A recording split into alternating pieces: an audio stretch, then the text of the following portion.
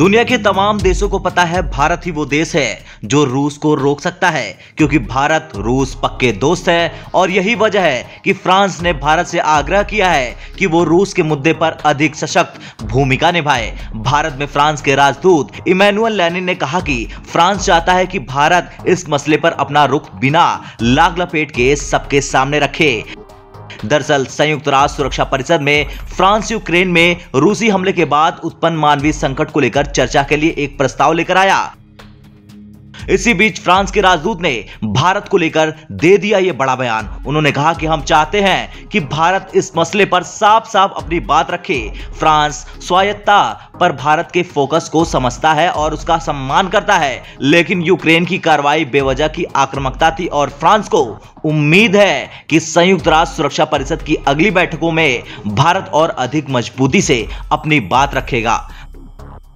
भारत ने अब तक संयुक्त राष्ट्र की अलग अलग संस्थाओं में यूक्रेन से संबंधित सभी 6 प्रस्तावों पर मतदान से परहेज किया है। भारत ने यूक्रेन में रूसी हमले की भी अब तक निंदा नहीं की। हालांकि भारत ने संयुक्त राष्ट्र सुरक्षा परिषद में संयुक्त राष्ट्र चार्टर, अंतर्राष्ट्रीय कानून, देशों की संप्रभुता और क्षेत्रीय अखंडता का सम्मान करने का आह्वान जरूर किया। तो वहीं यूक्रेन को लेकर लगातार बढ़ते तनाव के बीच फ्रांसीसी राष्ट्रपति इमैनुअल मैक्रोन ने रूसी राष्ट्रपति व्लादिमीर पुतिन से मॉस्को में मुलाकात की थी।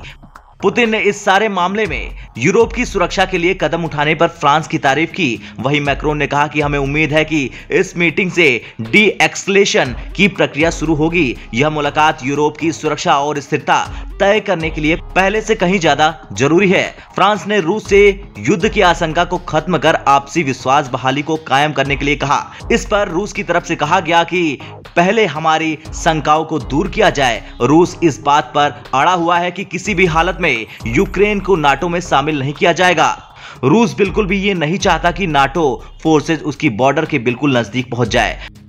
पुतिन से मुलाकात से पहले मैक्रोन ने एक फ्रांसीसी अखबार को इंटरव्यू दिया। इस इंटरव्यू में मैक्रोन ने कहा कि रूस को अपनी सुरक्षा गारंटी लेने का अधिकार है। रूस के साथ बातचीत में इस बात का ध्यान रखा जाए कि रूस के साथ सीमा साझा करने वाले दूसरे देशों की स्थिति कमजोर न हो जाए।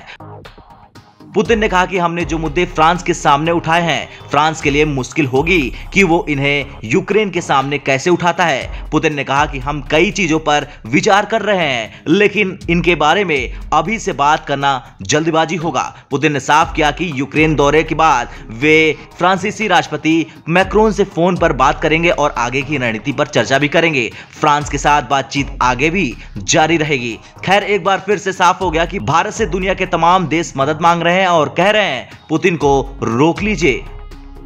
ब्यूरो रिपोर्ट, भारत तक।